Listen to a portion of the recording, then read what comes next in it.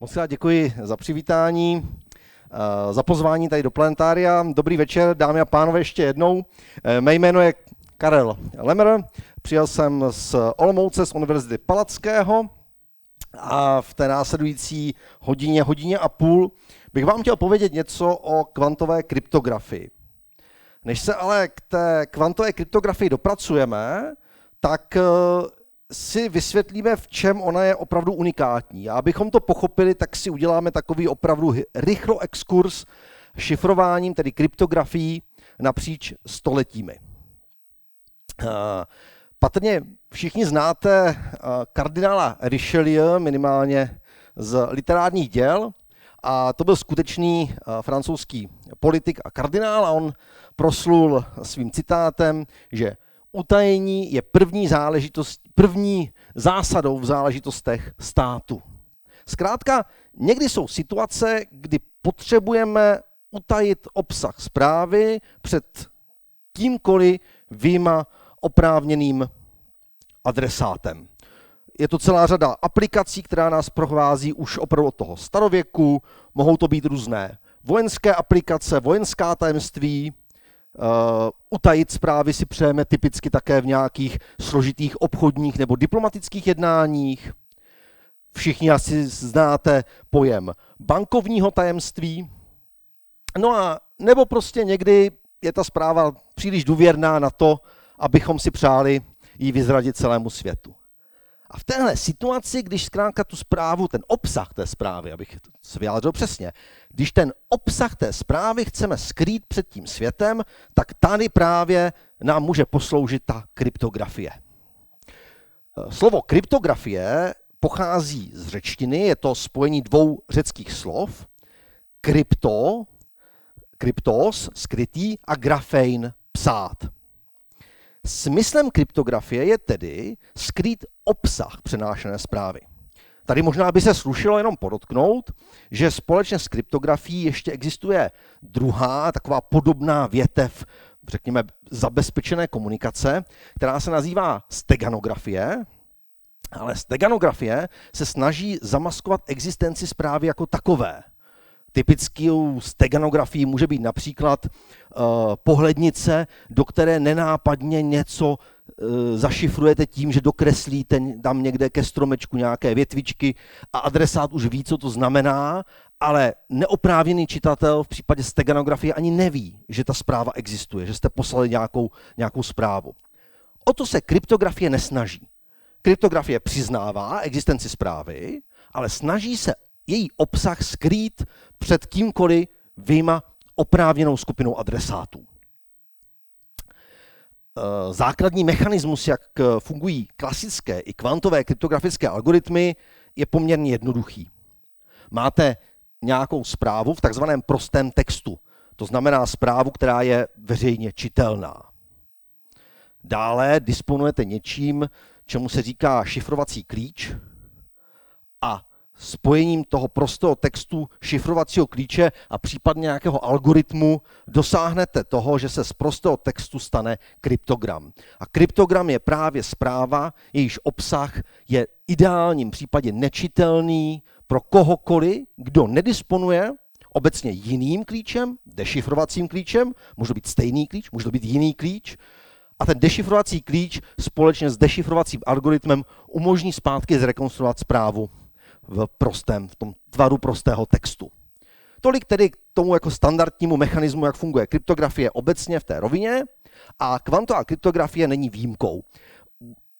Někdy v průběhu té přednášky si vysvětlíme, jak funguje, a ukážeme, že skutečně stojí koncepčně na podobném principu. Nicméně ten historický exkurs, jak jsem nastínil, a ten je důležitý proto, abychom si ukázali, proč jednotlivé kryptografické postupy, které lidé po staletí vymýšleli, kde byly jejich slabiny, proč už je třeba dneska nepoužíváme, a kde právě ta kvantová kryptografie těmito slabinami netrpí. Pojďme si udělat tady takovýhle historický exkurs. Začneme ve starověku. Jednou z nejslavnějších šifer, kterou starověcí lidé znali, byla Césarova šifra. Samozřejmě je to šifra, která se připisuje římskému císaři Césarovi a je velmi jednoduchá. Tady máte zobrazený prostý text a na druhém řádku vidíte, jak dopadne kryptogram. Všimněte si prosím, že je to velmi jednoduché. Z písmene A se stane písmeno D, z písmene B se stane písmeno E. Jinými slovy, my ty znaky v té abecedě jednoduše posuneme. Z Ačka uděláme Dčko tím, že posuneme tu abecedu o 3 znaky. Tady ta Cezarova šifra patří do skupiny tzv. Jednoduchých substitučních šifer, dokonce monoalfabetických substitučních šifer, a to proto, že v celém kryptogramu jsou všechna písmena A zakódována jako písmeno D například. Nebo všechna písmena D se budou kódovat jako písmeno G, tedy monoalfabetický. Všechny znaky D se kódují jako G třeba. My můžeme pochopitelně provést různý posun té abecedy, můžeme z Ačka dělat Dčko, můžeme z ní udělat Ečko, můžeme zkrátka různě tu abecedu posunout o různý počet znaků.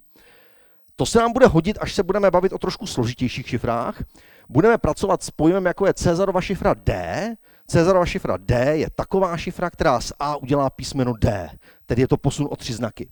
Když bychom mluvili o Cezarově šifře F, tak to by byla šifra, která posune A na F, proto Cezarova šifra F, tedy by provedla posun o 5 znaků.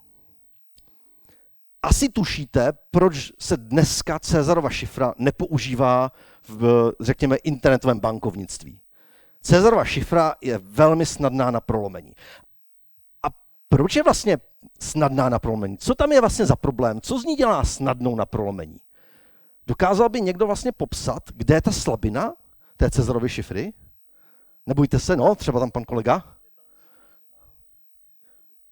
Přesně. Přesně tak. Tak. Tady je to až triviálně jakoby obrovská zranitelnost, ale koncepčně pan kolega má naprostou pravdu. Ten problém téhle šifry spočívá v tom, že je příliš málo možných šifrovacích klíčů. Šifrovacím klíčem se rozumí zkrátka to číslo, o kolik to v té abecedě posuneme, že jo? A tady těch šifrovacích klíčů je skutečně jenom 25, pokud máme 26 znaků v abecedě. No 26 ne, protože posun o 0 by nedával smysl, to bychom zůstali u prostého textu. Tedy opravdu tady je možné použít to, co pán zmiňoval, a tedy hrubou silou jednoduše vyzkoušet jeden klíč za druhým, až najdeme ten správný a tu šifru prolomíme. Takže tady tahle šifra se použít nedá. Pojďme se podívat na to, a lidé si toho samozřejmě byli velmi brzo vědomi, pojďme se podívat na to, jestli by nebylo možné nějakým lehce rafinovaným trikem tu šifru zesložitit, aby nebylo tak snadné na ní zaútočit. Tak takovým příkladem může být takzvaná šifra smíšené abecedy. Tahle šifra funguje podobně, ale následovně. Máte prostý text, zase A, B, C, D, E a tak dál. A vy si v podstatě pod tu abecedu napíšete váš šifrovací klíč. Typicky se to dělalo tak, že se vybralo nějaké slovo. Já jsem vybral to nejbezpečnější slovo, které se dá používat, to je slovo heslo, to je typické heslo, které si všichni nastavíte určitě na počítači, heslo.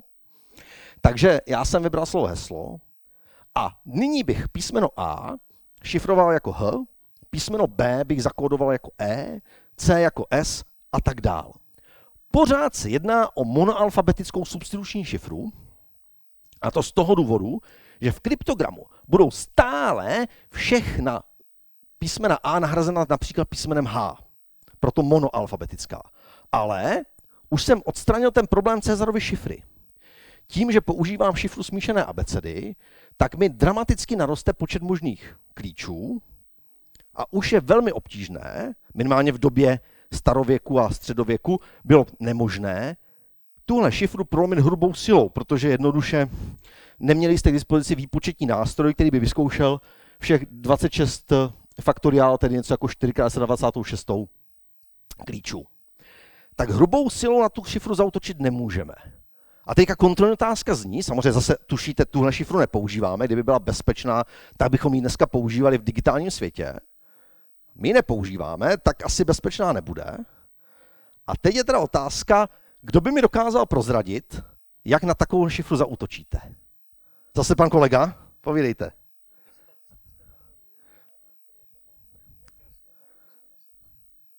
Přesně tak. Přesně tak. Ta metoda, kterou útočíme na tuhle šifru, se nazývá frekvenční analýza a skutečně využívá znalosti pravděpodobnostního rozložení výskytu různých znaků. Příklad. V českém jazyce se například nejčastěji vyskytuje písmeno E, a to v přibližně 7,7% případů. Kdybyste vzali tady třeba takovouhle knihu a spočítali, kolik procent znaků tvoří písmeno E, tak byste měli dospět k závěru, že v českém jazyce je to tedy něco kolem 7,7%. Druhým nejčastějším znakem mimochodem by bylo písmeno A s 6,2%. No, a teď si všimněte toho, jak ta šifra funguje. Ona je monoalfabetická. Tedy například všechna písmena A zakódovala jako písmeno H. No a tady nám vlastně stačí udělat jednoduchou věc. My se podíváme, s jakou frekvencí se vyskytují, s jakou pravděpodobností, chcete-li četností, se vyskytují jednotlivé znaky a porovnáme to s tím, jak by se v daném jazyce vyskytovat měly. A když zjistíme, že se nám v kryptogramu písmeno H vyskytuje podezřele blízko 6,2%, tak nám dojde, že to písmeno H asi bude kryptovat znak A. A už víme, jak to přeložit.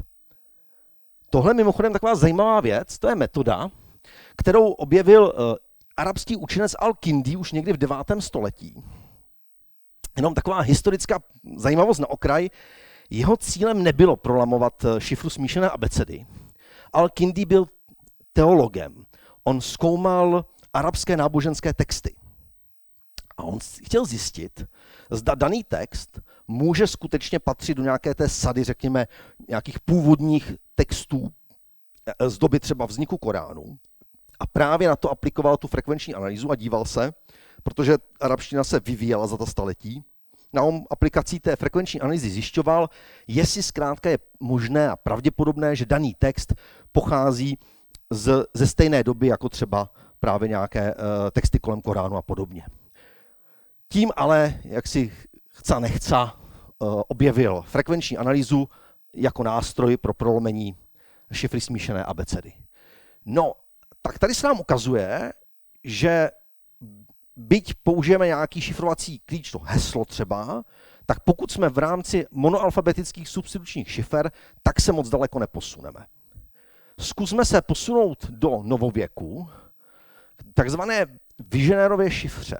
Tohle je francouzský politik a diplomat Blaise de Vigenère a tenhle ten francouzský politik a diplomat se proslavil tím, že hojně začal používat to, co je dneska známe jako Vigenérova šifra. Podívejte se na to, jak ona funguje. Máme zase prostý text. Tak prostý text jsem si vymyslel, toto je tajné. To je ten prostý text, to je ten obsah té zprávy. A vy si zvolíte nějaký klíč. To je vaše heslo. A ten klíč si takhle pěkně pod ten prostý text napíšete. A co teď uděláte? Na rozdíl od té šifry smíšené abecedy, vy to uděláte rafinovaněji. Jestliže třeba pod tím prvním znakem prostého textu je T, tak vy ho budete kódovat pomocí Cezarovy šifry K, protože pod ním je písmeno klíče K, takže vy to T zašifrujete pomocí Cezarovy šifry, použijete ten posun a použijete takový posun, který odpovídá Cezarově šifře K. Takže T se zakóduje v tomhle případě na D. Všimněte si zajímavé věci. Další T v pořadí, z toho slovo toto, tak tohle T se kóduje pomocí Cezarovy šifry I. Tedy se zakóduje na jiný znak. Takže dva stejné znaky prostého textu se nám tentokrát už kódují na dva různé znaky v kryptogramu. Tomuto se říká polyalfabetická substituční šifra a dramaticky to komplikuje využití frekvenční analýzy. A mimochodem skutečným objevitelem tady téhle šifry nebyl Blaise de Vigenère, ale Ital Giovan Battista Belazzo, ale bohužel ten Blaise de Vigenère to proslavil tím, že to používal ve francouzských diplomatických depeších. Tak. A teď samozřejmě se vracíme ke kontrolní otázce. Kolega je připraven? Že by někdo jiný se potrápil. To je dobrý nápad. Tak potrápíme někoho jiného. Se dostáváme k té nejsložitější šifře, které se budu ptát na tu kryptoanalýzu totiž. To je chytrý docela. Ale dobře, tak zkusíme, jestli někdo by dokázal říct, jak byste zaútočili na Vigenérovu šifru. Protože je zjevné, že dneska ji nepoužíváme, musí tedy mít nějakou slabinu a zkuste teda navrhnout postup, jak byste na Vigenèrovu šifru zaútočili. Pokud nikoho nic nenapadne, tak se obrátíme na kolegu. Periodicita toho klíče, přesně tak. Ta periodicita toho klíče je zdrojem zásadní slabiny té Vigenèrovy šifry. Ta periodicita toho klíče způsobí, a tady konec konců, když se vrátíme, to je celkem náhodou zrovna vidět, všimněte si, že to třetí T už se nám kóduje zase pomocí Caesarovy šifry I a tedy se nám zakóduje zase na písmeno B.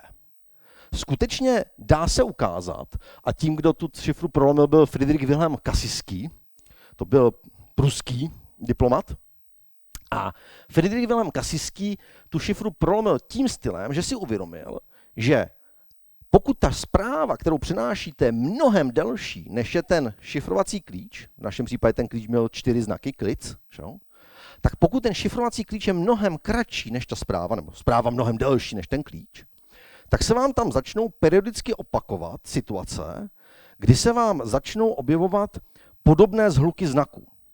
Vemte si třeba typicky v angličtině, vy co třeba znáte angličtinu, tak víte, že v angličtině se velmi často vyskytuje TH a třeba E zatím. Takhle 3 písmena za sebou, THE.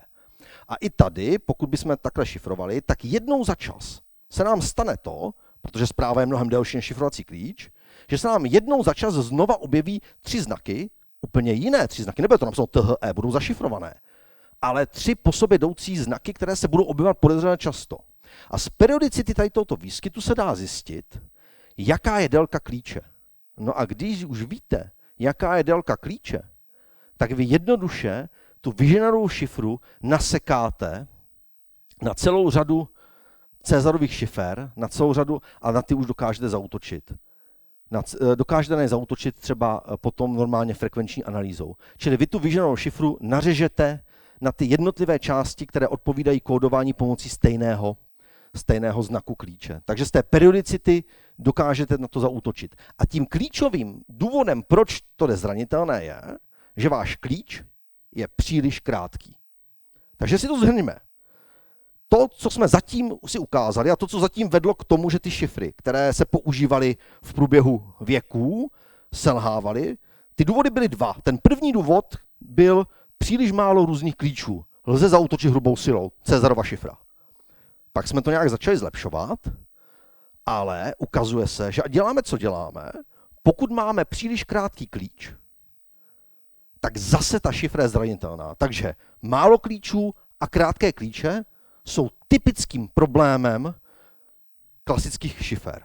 Tak, asi nejznámější kryptografické zařízení, které se snažilo odstranit tenhle problém, byla Enigma. Vyvinutá v začátku 20. století. A Enigma se snažila odstranit ten problém málo klíčů i krátkých klíčů. Ta Enigma obsahovala takovou zástrčkovou skříň na začátku, takzvaný plugboard, a tahle zástrčková skříň umožnila provést permutace mezi šifrovanými znaky a v důsledku tady toho dokázala zajistit existenci velkého množství klíčů. Čili ta krabička na začátku, ty zástrčky na začátku, jejich cílem bylo zajistit, aby bylo co nejvíce možných klíčů, aby nebylo možné zkoušet jednotlivé klíče hrubou silou.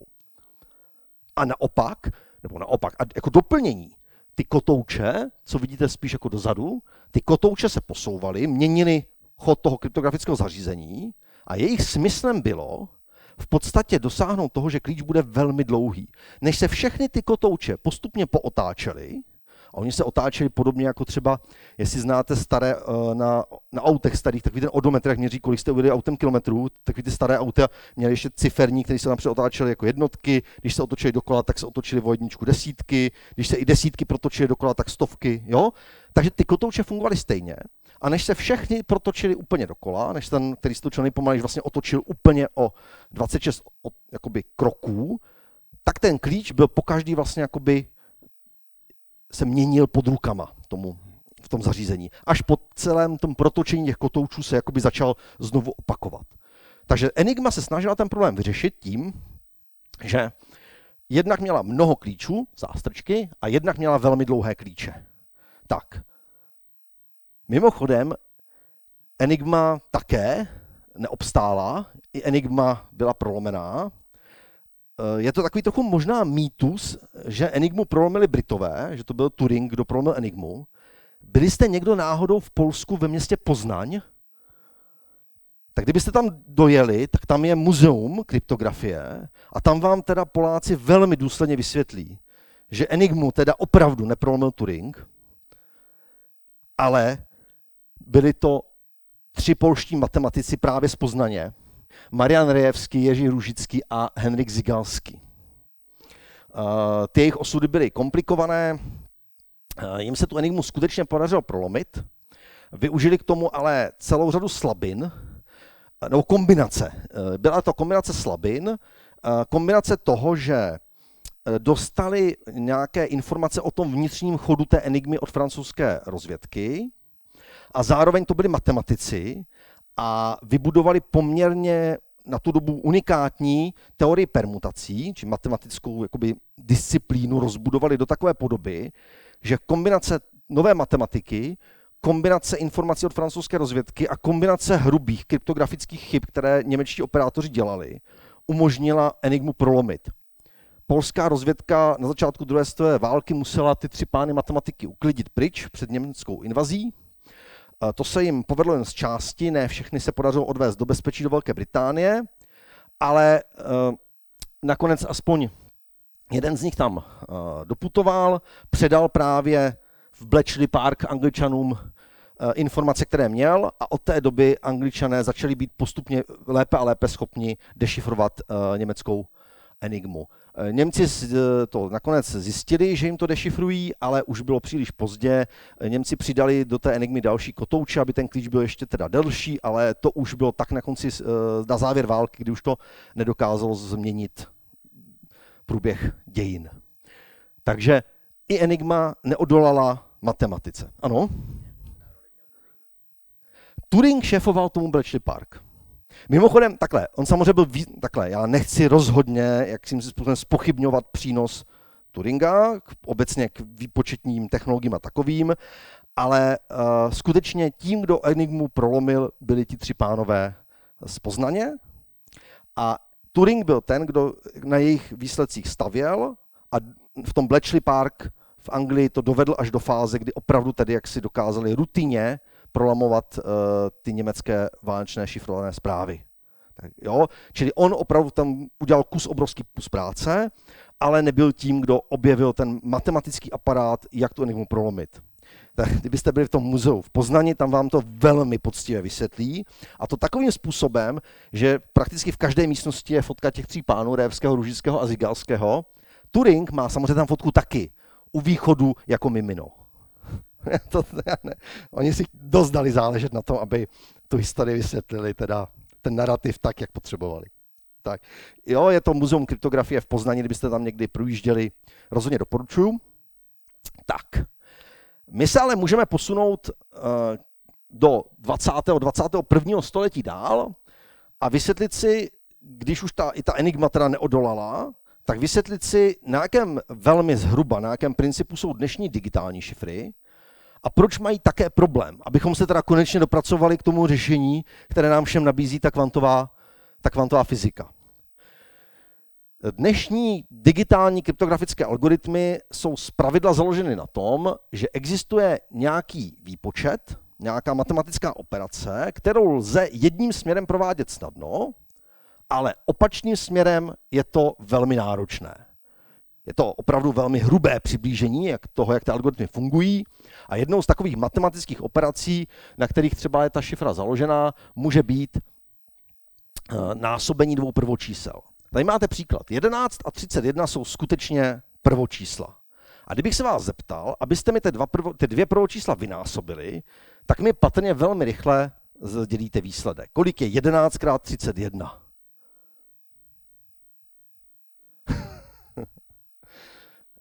Jo, naše děti to musí na čas zvládat na písemku. No? Tak, jo.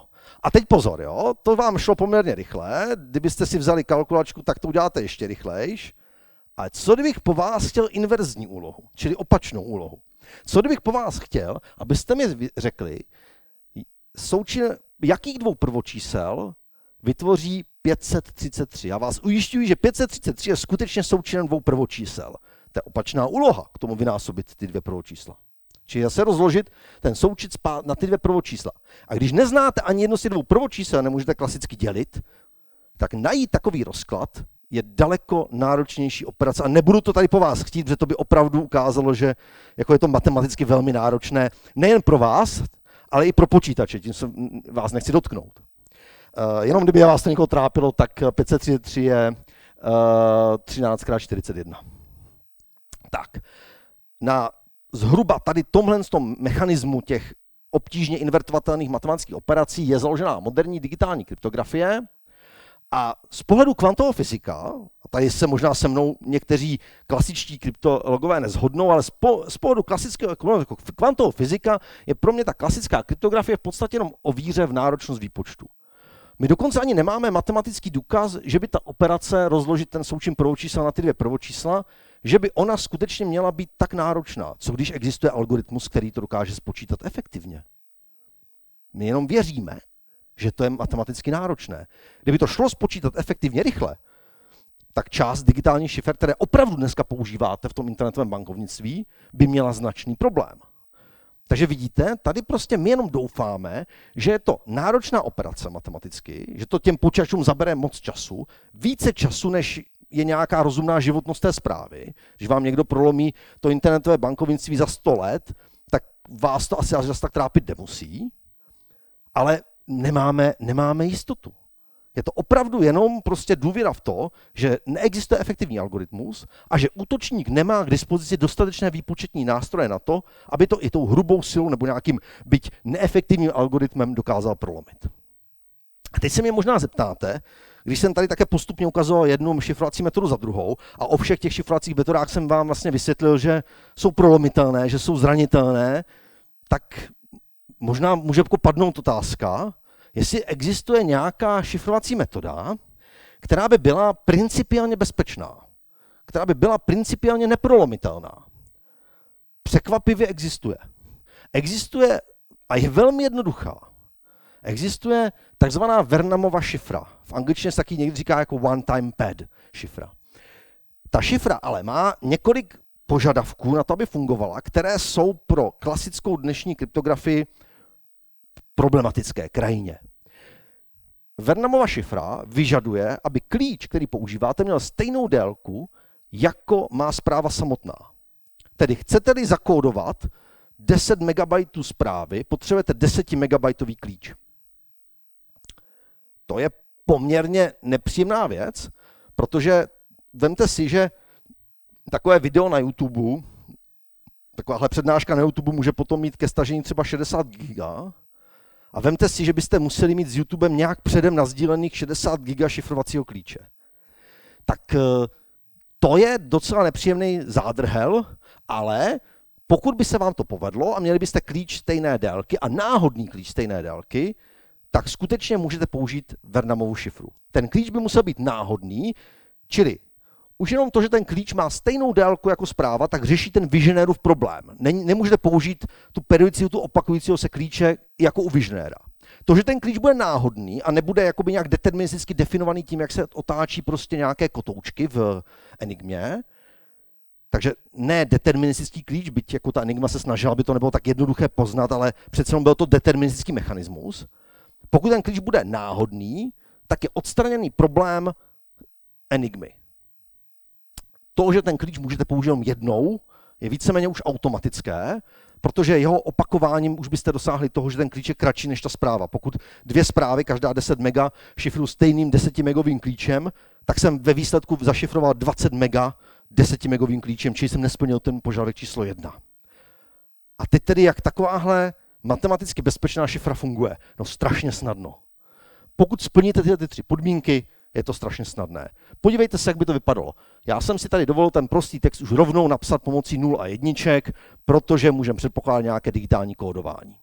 Takže máme tady 0101, máme prostý text, máme stejně dlouhý náhodný klíč, 0110 například, a kryptogram vytvoříme pomocí operace XOR. Operace XOR neboli Exclusive OR je velmi jednoduchá. To je operace, která ze 2 nul, všimněte si první sloupeček, 0 prostý text, 0 klíč, udělá kryptogram 0. Ze 2 jedniček, druhý sloupeček, udělá XOR také 0. Ze 2 jedniček vyrobí 0. Ale z 0 jedničky, případně z jedničky 0 vyrobí jedničku. Všimněte si jedné zajímavé věci. Ten kryptogram v podobě 0011 za prvý musí být náhodný, pokud byl klíč náhodný. Jestliže klíč je náhodný, vnesli jste do toho náhodnost, i váš kryptogram musí být náhodný. Kdybyste to chtěli dešifrovat, je to taky jednoduché, protože vám stačí jednoduše provést operaci XOR obráceně. Tedy tentokrát byste XORovali druhý a třetí řádek a zase vidíte, že vám operací XOR 00 vytvoří 0, 01 vytvoří jedničku, 2 jedničky vytvoří 0, jednička znovu vytvoří jedničku, takže operace XOR naopak takhle z druhého třetího řádku vytvoří ten řádek první, ten prostý text. Problém je ale v tom, a tahle šifra je bezpečná, protože kryptogram je náhodný, tak v tom není ve skutečnosti žádná informace. Kdo nemá znalost o klíči, tak má úplně stejnou pravděpodobnost, že dešifruje tu zprávu skutečně, kapříci přistáli, anebo mu se stejnou pravděpodobností vyjde Shakespeareův sonet.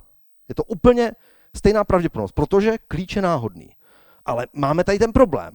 Máme ten problém v tom, že máme sice matematicky dokonalou šifru, ale podmínky jeho použití jsou značně komplikované. Klíč dlouhý jako zpráva a ještě navíc náhodný. No, jak toho dosáhnout? No, celý ten problém tedy spočívá v tom, být schopni distribuovat mezi komunikující strany náhodný, jednoúčelový, dlouhý šifrovací klíč.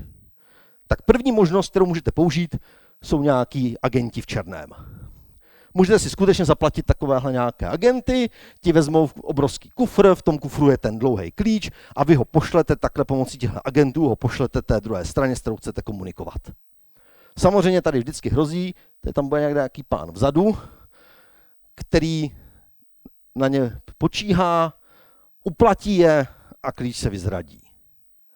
No a nebo druhá možnost, jak distribuovat jednorázový náhodný šifrovací klíč, kvantová fyzika.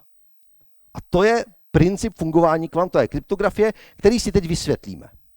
Čili kvantová kryptografie je ve skutečnosti o tom, jak provést tu distribuci toho jednorázového náhodného klíče, abychom následně mohli použít tu bezpečnou Vernamovu šifru. Tedy jediné, o co se ta kvantová část té kvantové kryptografie stará, je v podstatě práce těch 2 gentlemanů v těch kabátech a kloboucích. To nahradíme tou kvantovou částí. Následně pak už použijeme tu Vigenèrovu šifru, tak, jak jsme si ji tady vysvětlili. No a abychom pochopili, jak pomocí kvantové fyziky můžeme distribuovat jednorázový náhodný klíč, musíme znát zákony kvantové fyziky. Tady máme ale obrovské štěstí. Ti z vás, co už byli na přednáškách v tom cyklu k roku kvantové fyziky, ví, že kvantová fyzika oproti té klasické je mnohem jednodušší. Čili kvantovou fyziku jsme schopni si vysvětlit během 5, možná 10 minut. Máme čas, takže 10. Jo, tak jednoduchá kvantová fyzika ve skutečnosti je. Mnohem jednodušší než klasická. Podívejte se. Je potřeba akorát přijmout, že v tom světě kvantové fyziky platí zákony, které mohou být zdánlivě v rozporu s tím, co nazýváte zdravým selským rozumem. První takové pravidlo, první zákon toho, jak funguje kvantová fyzika, říká, že všechny objekty v přírodě popisujeme pomocí takzvaného kvantového stavu. Tady máte, takhle vypadá foton, to je od nás z laboratoře, takhle máme takové hezké, veselé fotony. A ten foton má jakoby takovou pomyslnou visačku a ta říká, jaké má vlastnosti. A téhle visačce o těch vlastnostech toho fotonu říkáme, té visačce kvantový stav. A my ten kvantový stav můžeme se snažit pozorovat, tak my ten foton dáme do nějakého složitého zařízení, kterým se snažíme pozorovat jeho vlastnosti. A v kvantové fyzice platí, že jakékoliv pozorování změní ty vlastnosti toho pozorovaného objektu. Takže provedeme-li měření, tak se nám stav toho fotonu změní. A je to poměrně nevyhnutelná záležitost, nedá se to obejít a bude to důležité pro bezpečnost kvantové kryptografie. Tedy měřením ovlivňují výsledky měřeného objektu. To v klasické fyzice neplatí. V klasické fyzice, když se pokusím změřit, já nevím, výšku tady toho křesla, tak tím tu výšku toho křesla neovlivním. V kvantové fyzice, pokud provedu měření takových třeba elementárních částic, jako jsou fotony, tak já tím měřením jejich vlastní stav ovlivním. To je důležité. Tak, druhá zásada ve světě kvantové fyziky je neexistence kvantové kopírky, nemožnosti klonovat, duplikovat neznámé kvantové stavy. Tedy představte si, že máte takhle foton, on je v nějakém pro vás neznámém kvantovém stavu a vy se pokusíte ho pomocí nějaké futuristické mašinky naklonovat a mít najednou dva stejné fotony. Tak prosím pěkně, my už teď víme, že takováhle operace je zakázaná. Kvantová fyzika ukazuje, že takováhle kvantová kopírka nemůže principiálně fungovat a není to jenom otázka toho, že ji neumíme postavit. Ne, je to fundamentální vlastnost kvantového světa, není možné dokonale duplikovat neznámý kvantový stav. Zase je to věc, která bude naprosto klíčová za okamžik, až se budeme bavit o té takzvané kvantové distribuci klíče, tedy o přenosu toho jednorázového náhodného klíče pomocí kvantové fyziky. Tady jenom doplním, že se můžete, někteří z vás byste se třeba mohli setkat někde v novinách nebo já nevím, v nějakých článcích s něčím, čemu se říká kvantový klonér, tak byste si mohli říct, že jsem vám tady kecal, že přece jako existuje kvantový klonér, tady něco, co kvantové stavy opravdu klonuje, tak prosím vězte, že existuje kvantový klonér. Bohužel teda nevypadá tak drsňácky jako tady tahle AI generovaná mašinka. Kvantový klonér vypadá takhle, tohle je skutečný kvantový klonér pro fotony z naší laboratoře. A kvantový klonér ale neporušuje ten princip, který jsem vám nastínil. Kvantový klonér totiž generuje nedokonalé klony.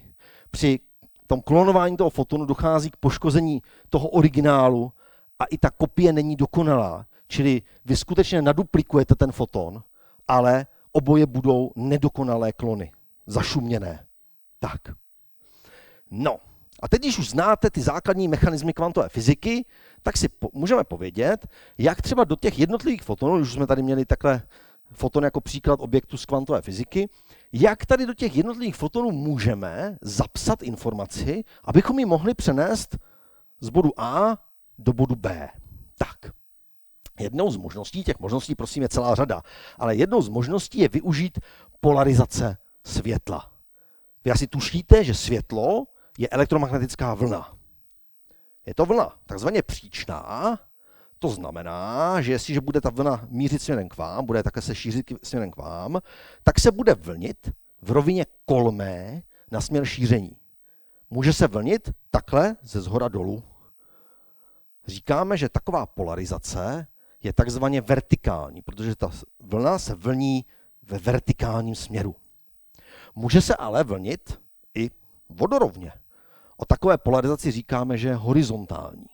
Takže máme horizontální, vertikální, ale nic tomu světlu nemůže zakázat, ono se zkrátka jenom musí vlnit v té rovině kolmé na směr šíření, čili nic nemůže světlu zakázat, aby se vlnilo pod úhlopříčkou, říkáme diagonálně, anebo druhá úhlopříčka, říkáme antidiagonálně.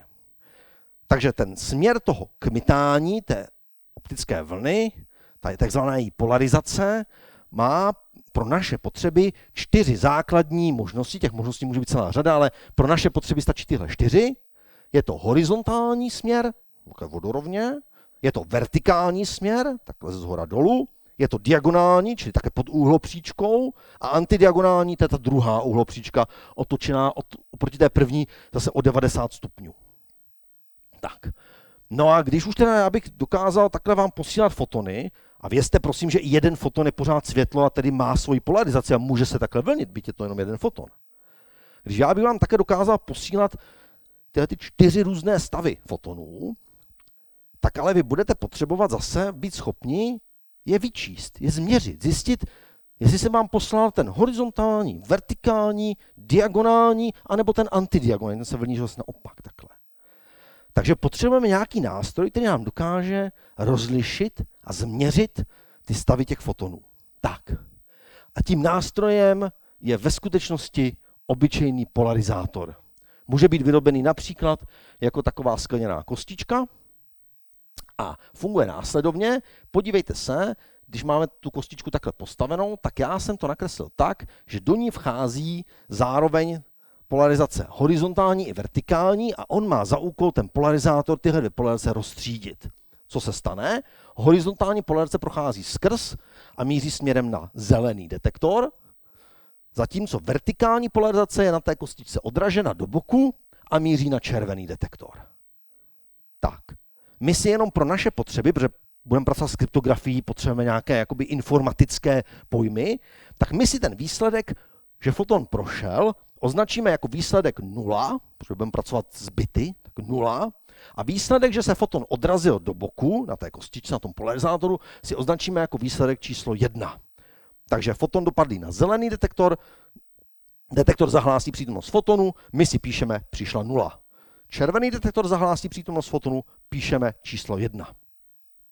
A ještě potřebujeme jednu věc, my tu kostičku můžeme různě natáčet. Tak v tomhle případě je ta kostička opravdu posazená takhle na vodorovný stůl a rozděluje nám horizontální a vertikální polarizaci. Třídí mezi horizontální a vertikální polarizací. A protože je postavená takhle na ten stůl, obyčejně, tak jak byste si to představili, prostě na stolečku položená kostička, tak si můžeme říct, že je v konfiguraci, a zase si to očíslujeme, řekneme, že je v konfiguraci 0. Neboli, že měří v takzvané bázi číslo 0. To je takový pojem měřící báze, to nám říká, jaké ty dvě polarizace ona třídí. Třídí horizontálně od vertikální a označíme si tohle jako třídění podle báze 0. My jsme ale měli před chvilkou ještě další dvě polarizace. Měli jsme tu diagonální a tu antidiagonální. Jak bychom mohli třídit mezi těmihle dvěmi polarizacemi? Napadlo by vás to, co uděláme s tou kostičkou, aby ona netřídila tu horizontální a vertikální, ale aby třídila ty diagonální a antidiagonální. Co bychom s ní měli udělat? Kdo mi poradí? No? Povídejte. Otočit? No a jak? O 45 stupňů. Přesně tak, o 45 stupňů. Tak jednoduché to je. Já jsem vám říkal, že ta kvantová fyzika je strašně jednoduchá. Jo? Já jsem vás varoval. Mnohem jednodušší než ta klasická. Podívejte se, tak tady jsme tu kostičku zkrátka postavili na tu hranu, otočili jsme ji jenom o 45 stupňů a ona, protože to celou jsme ji otočili, tak ona teďka bude třídit mezi diagonální a antidiagonální. Diagonální projde na zelený detektor, zelený detektor znamená výsledek číslo 0, antidiagonální se nám odráží, je to výsledek, který jsme si označili jako 1. Ale tentokrát je kostička na hraně, čili třídí mezi diagonální a antidiagonální polarizací. A aby jsme to odlišili od té kostičky postavené normálně na stůl, tak řekněme, že teď měříme v takzvané bázi číslo 1. Takže ta 1 s těma takovýma šipečkama znamená, že kostička je na hraně a třídí diagonální od antidiagonální, označíme si to jako měřící bázi 1 oproti té 0. Tak, čili aby jsme to shrnuli, aby jsme se v tom trošku zorientovali, tak je to jednoduché. Jestliže kostičku postavíme normálně na stůl, pracujeme v takzvané měřící bázi 0 a třídíme horizontální a vertikální. Horizontální vždycky projde na ten detektor číslo 0, vertikální se vždycky odrazí a projde na detektor číslo 1. Když dáme kostičku na hranu, jsme v měřící bázi 1. Třídíme mezi diagonální a antidiagonální polarizací, protože jsme zkrátka kostičku jenom otočili o 45 stupňů. Diagonální polarizace prochází na detektor číslo 0, antidiagonální polarizace odráží tedy na ten červený detektor a je to výsledek číslo 1. A všimněte si prosím, že v těchto případech je výsledek zcela jednoznačný a jasný. Není tam žádná náhodnost. V podstatě je jasné, že když je kostička postavená na stůl v měřící bázi 0, tak horizontální vždycky projde na výsledek 0, vertikální se vždycky odrazí na výsledek 1. Kostička na hraně, diagonální vždycky projde na výsledek 0, antidiagonální se vždycky odrazí na výsledek číslo 1. A vás by mohlo napadnout, co když to popletu. Co když do kostičky, která bude na hraně, pošlu horizontální nebo vertikální polarizaci. Jo, když to skřížím. Když zkrátka zvolím špatnou bázi k té sadě těch polarizací. Když se tohle stane, tak ten výsledek bude naopak naprosto náhodný. Čili kdybyste vzali kostičku postavenou na stůl a zkusili, co ona udělá s diagonální a antidiagonální polarizací, tak já nevím. Je to 50/50. Projde, odrazí se, výsledek je naprosto náhodný, 50% šance, že projde, 50% šance, že se odrazí. To samé, když vyberu kostičku postavenou na hranu A pokusím se pomocí téhle kostičky třídit horizontální a vertikální polarizace. Šance, že foton projde nebo se odrazí, je zase 50/50. To bude za chvilku velmi důležité. Tak, no. A teď už umíme základy kvantové fyziky, víme, jak kódovat informaci do jednotlivých fotonů, víme, jak ji zase změřit pomocí polarizátorů. No tak teď konečně teda zlatý řep večera a to je ta kvantová kryptografie. Jak to všechno pospojovat, aby to fungovalo. Tak prosím pěkně, obecně v těch kryptografických systémech nebo v té nauce o kryptografii, v kryptologii se často používají dvě komunikující strany, označené písmeny A a B, a používají se i pro ně jména, je to Alice a Bob. Takže Alice s Bobem komunikují. Ta dlouhá divná čára mezi nimi je například optické vlákno, kterým si právě posílají ty jednotlivé fotony. Jak to bude fungovat? Alice vygeneruje dva náhodné bity, dva náhodné klasické bity. První bit a druhý bit. Vygeneruje si je. A teď je použije následovně. První bit použije k tomu, aby určila kódovací bázi. Pokud byl první bit 0, bude zapisovat do horizontální a vertikální polarizace. Pokud byl první bit 1, bude zapisovat do diagonální a antidiagonální polarizace. Druhý bit je hodnota klíče samotná. Druhý bit říká, že například pokud kódujeme v bázi horizontální vertikální, tak druhý bit 0 znamená horizontální, druhý bit 1 znamená vertikální. Tady máte všechny 4 možnosti. Všimněte si, že pokud je první bit 0, tak to znamená, že budeme kódovat mezi horizontální a vertikální polarizaci. Horizontální má hodnotu 0, to je to druhá 0, vertikální má hodnotu 1, to je ta druhá 1 za tou 0. Naopak, když Alice vybrala první bit číslo 1, tak bude kódovat do diagonální a antidiagonální. A to následujícím způsobem. Když vybrala 1 jako první bit a druhý bit byla 0, pošle diagonální. Když vybere 1 a druhý bit také jako 1, pošle antidiagonální polarizaci. Takže podle těchto dvou bitů Alice pošle foton o příslušné polarizaci. Jedna z těch 4 polarizací, jak jsme si ji tady vysvětlovali. Připomínám, že první bit říká, jestli kódujeme do horizontální, vertikální, nebo do antidiagonální, diagonální, a ten druhý bit je ve skutečnosti ta samotná hodnota toho klíče, který posílá. Mezitím na druhé straně Bob si vygeneruje také tentokrát jeden náhodný bit. Bobovi stačí jeden náhodný bit. A tenhle náhodný bit Bob použije k tomu, aby provedl měření. A ten jeho náhodný bit určí, jestli bude ten Bob měřit v té bázi diagonální, antidiagonální nebo horizontální, vertikální. Tedy, když Bob bude mít svůj bit 0, tak jsme v měřící bázi 0 a to, jak doufám, že si vzpomenete, je kostička postavená na stůl, normálně. Když Bob si hodil kostku a padla mu 1, tak bude měřit pomocí polarizátoru, který otočí o 45 stupňů, který třídí mezi diagonální a antidiagonální polarizaci. Bob provede měření v bázi, kterou si vybral náhodným bitem, dostane výsledek, zapíše si ho a celá tahle procedura se opakuje a opakuje a opakuje tak dlouho, dokud je potřeba, dokud se nepřenese dostatečný počet těch bitů klíče. Pojďme se podívat, jak to vlastně dopadne. Taková jednoduchá tabulka, která nám ukáže, jak se ta situace bude vyvíjet. Podívejte se, na prvním řádku budeme mít Aliciny bity.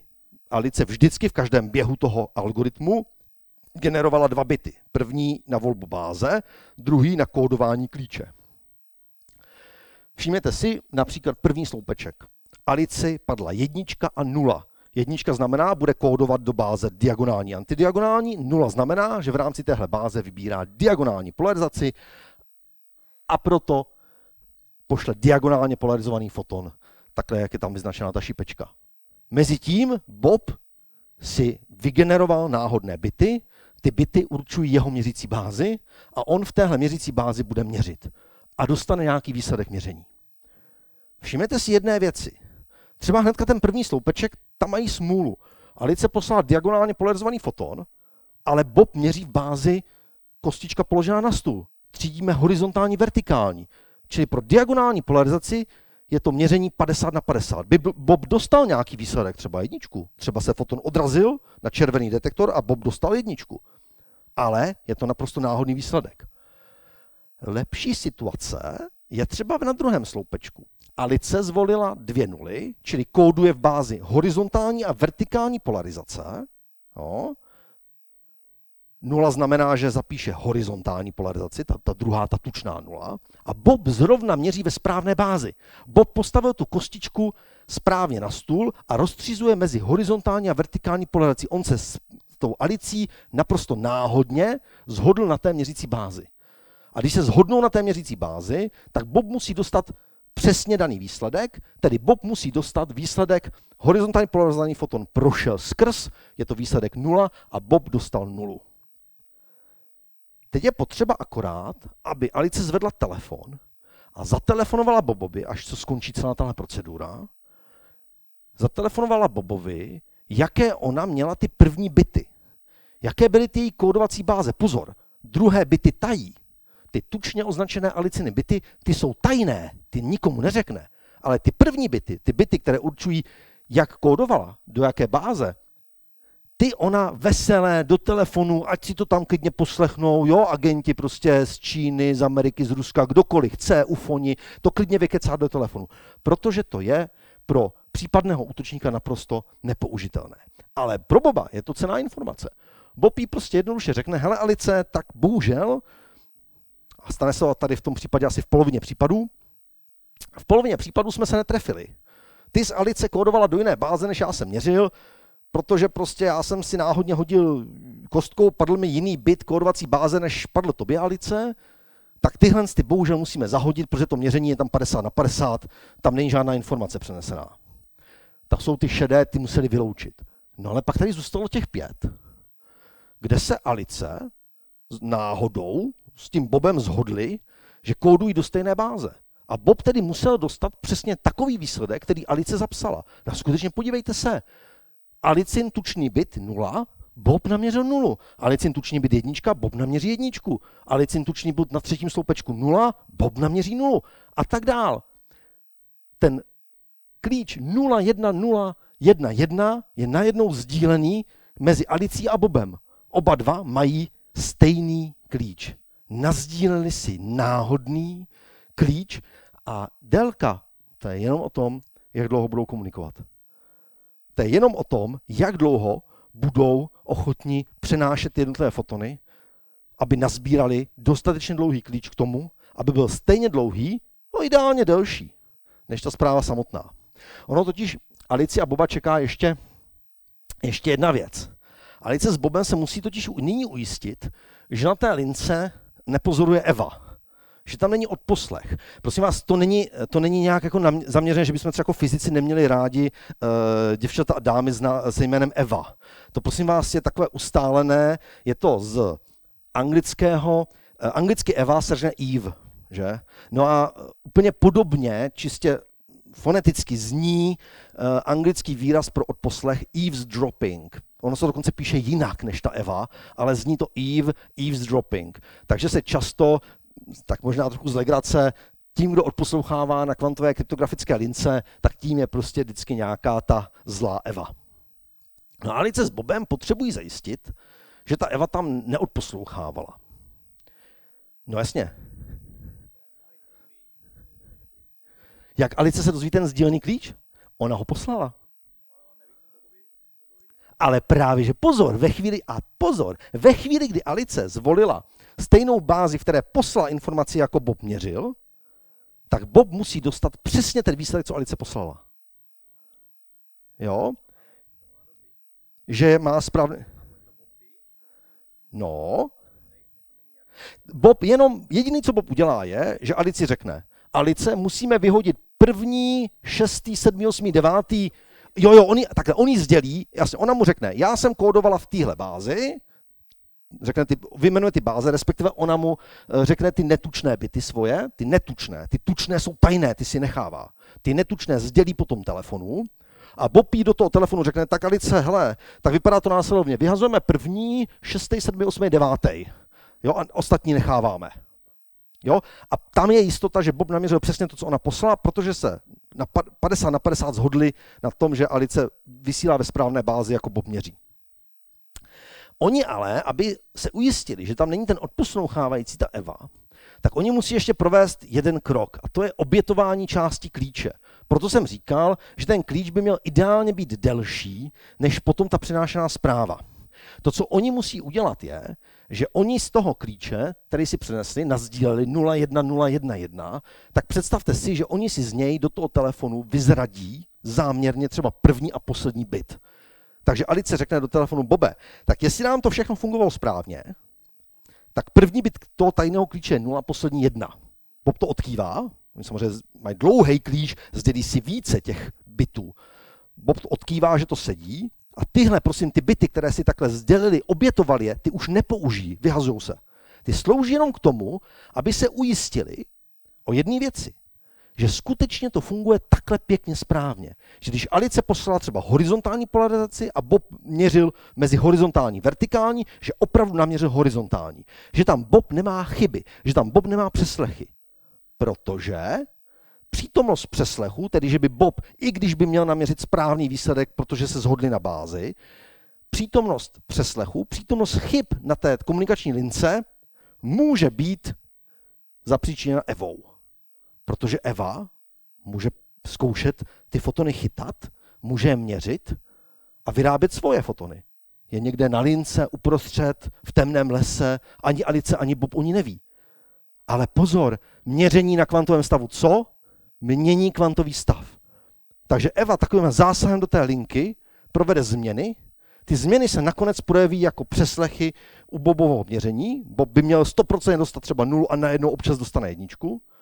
A tím, že oni část klíče obětují, tak tím oni vyhmátnou, že k těmhle přeslechům dochází a nabydou podezření, že na té lince je právě ta Eva. Tady máme tu Evu ještě jednou a shrňme si tedy, jaké má ta Eva možnosti, co se týče napadení té kvantově distribuce klíče. Tak, může skutečně přerušit linku, prostě rozstříhne to vlákno, postaví si tam svůj vlastní měřící aparát, čili vůči Alici se bude tvářit: já jsem Bob, a vůči Bobovi se bude tvářit: já jsem Alice. Je to man in the middle attack, známý klasicky z kryptografie. Ona se tváří jako prostě vůči Alici se tváří jako Bob, vůči Bobovi jako Alice. A ani Alice, ani Bob praví neví, že uprostřed na lince je Eva. To je první možnost, kterou Eva má. Druhá možnost, kterou ona má, je, že by se mohla pokoušet ty fotony klonovat. Jo, jak ten foton kolem ní poletí, takže by ho strčila do té kvantové kopírky a že by ho naklonovala. A my víme, že dokonalé kvantové klonování je nemožné. Ať už ta Eva dělá, co chce, tak ve výsledku ta Eva způsobí neodvratně chyby v tom přenose. Chyby v podobě těch přeslechů, o kterých jsem mluvil. Najednou Bob, i když si má být 100% jistý, že dostane výsledek 0, najednou ten Bob dostal výsledek 1. Najednou se na té lince objevují chyby, i když se s Alicí shodli na té měřící bázi. Alice poslala ve správné bázi, v jaké Bob měřil ten foton. A tím obětováním klíče Alice s Bobem zjistí, že jim tam se objevují chyby, ty jsou typickým projevem Evy, můžou to být i nevinné technologické chyby na té lince, ale Alice s Bobem jsou mimořádně paranoidní a jakákoliv chyba na té lince pro ně znamená potenciální přítomnost Evy, odhalením těch chyb na té lince Evu odhalujou. Takže Eva zůstane odhalena v tom smyslu, že její přítomnost je detekována. Teď mi řeknete: no dobře, tak oni jako zadetekovali Evu. No ale Eva jim to tam nabuřila. Eva se jim tam třeba vměstnala právě v tom režimu man in the middle, jako že se vůči Alici chovala jako Bob, vůči Bobovi jako Alice. No, ale ono jim to vůbec nevadí. Ne, že by jim to teda nevadilo vůbec. Ono to neohrozí bezpečnost té zprávy. Všimněte si, že jsme doteďka vůbec s tou samotnou zprávou neměli dočinění. Alice s Bobem teď nedělali nic jiného, než že si pouze a jenom posílali mezi sebou náhodný šifrovací klíč. A pokud pojmou podezření, že ten šifrovací klíč byl odposlechnut, vyhazujou, nepoužijou, druhý den zkouší znova. Takže Evu odhalí a jednorázový šifrovací klíč, který může být kompromitován, jednoduše nepoužijou.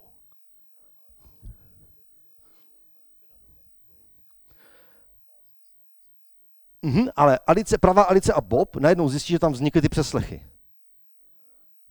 Zjistí.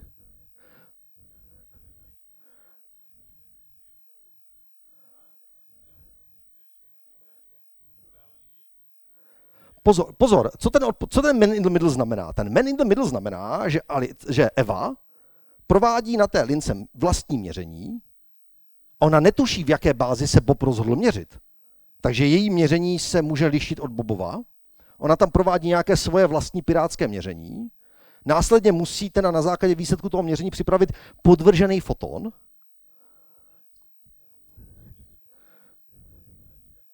Jo, takhle, chápu. Alice s Bobem tady musí mít jednu věc. Oni musí se vůči sobě autentifikovat. Tak, jo, ano, jasně. Pro klasický ajťáky, kryptologii, jo, doplním, děkuju, ano, aby to bylo bezpečné, Alice s Bobem se vůči sobě musí autentifikovat. To znamená, můžou po telefonu, můžou veřejně, můžou prostě klidně jako si veřejně říkat, co chtějí do rádia, ale musí si autentifikovat jeden vůči druhému. Jako opravdu třeba Bob Alici bezpečně podle hlasu pozná, věřte mi. Tak. Teďka jenom takové už trošku něco lehčího na závěr, taková časová osa. Ten nápad s tou kryptografií, tak jak jsem vám ho tady prezentoval, pochází z roku 1984. Charles Bennett a Gilles Brassard navrhují právě tady tenhle protokol pro distribuci klíče. V roce 89 byl tady tahle šifra známá jako BB84, BB Bennett Brassard, 84 rok původu. Tak ta šifra byla v 89. roce prvně implementovaná v laboratoři. V roce 2004 došlo k jejímu, řekněme, jako prvnímu praktickému využití ve Vídni v nějaké jedné bankovní komunikaci. Byl to spíš takový proof of principle koncept, takové jako spíš jednoduché, ale řekněme, že už mimo laboratoř. V roce 2007 se kryptografie prováděla na 144 km mezi dvěmi observatořemi na Kanárských ostrovech. Za tímhle experimentem byl významný fyzik dnešní doby Anton Zeidinger, který získal Nobelovu cenu nejen za tady tenhle výzkum. V roce 2016 Číňani překonali tenhle vzdálenostní rekord a ve vláknech udělali kryptografii na 404 km, tak velká země, velká vzdálenost. No ale Číňani s Rakušanama, Anton Zeidinger je Rakušák, Číňani s Rakušanama se nakonec spojili a v roce 2017 realizovali první kryptografii pomocí družice, kdy zkrátka ty fotony distribuovali z oběžné dráhy na Zem. To je takový jakoby rychlo exkurs do historie kvantové kryptografie. Dneska si ty zařízení můžete pořídit. Pokud někdo z vás neví, co s přebývajícími 250 000 eurami, tak si může pořídit Cerberus od ID Quantic nebo Cygnus od Securent, nebo dneska už od celé řady dalších firm. A teď jenom, aby vám to nepřišlo zase tak drahý, prosím vás, za těch 250 000 éček získáte zařízení pro Alici i pro Boba. Jo? To jako je docela, jako, čili 2 v 1, jo? Jako dobrá cenovka. Co se týče, řekněme, nějakého testování kryptografie po světě, tak kromě toho, co už jsem zmínil, 2002 až 2007 zkoušeli Američani si natáhnout nějakou kryptografickou linku. 2008 Rakousko Seco QC. 2009 až 2011 provozovali Švýcaři takový první experiment na kvantovou kryptografii ve Švýcarsku, propojili pod Ženevským jezerem nějaké banky, měli k tomu velký PR. Čína 2009 síť ve Wuhu, Japonci se nenechali zahambit a v Tokiu natáhli kryptografickou linku v roce 2010. 2016 vylítl ten satelit, tam se mělo 2017 to bylo publikované, 2016 byl ten satelit vypuštěný, ten čínsko-rakouský experiment s tou distribucí kvantového klíče z oběžné dráhy. No a to, co probíhá nyní v celé Evropské unii, je projekt EuroQCI, Česká republika je v něm také zapojená a implementuje se kvantová kryptografická síť mezi vybranými městy Praha, Brno, Ostrava. Do Olomouce to nepovede. Nevím proč teda. Tak. Teďka ještě mi dovolte pár minut na závěr si říct, že i když to na papíře může vypadat všechno jako růžově a všechno je strašně super a zalité sluncem, tak ona i ta kvantová kryptografie má své praktické zranitelnosti.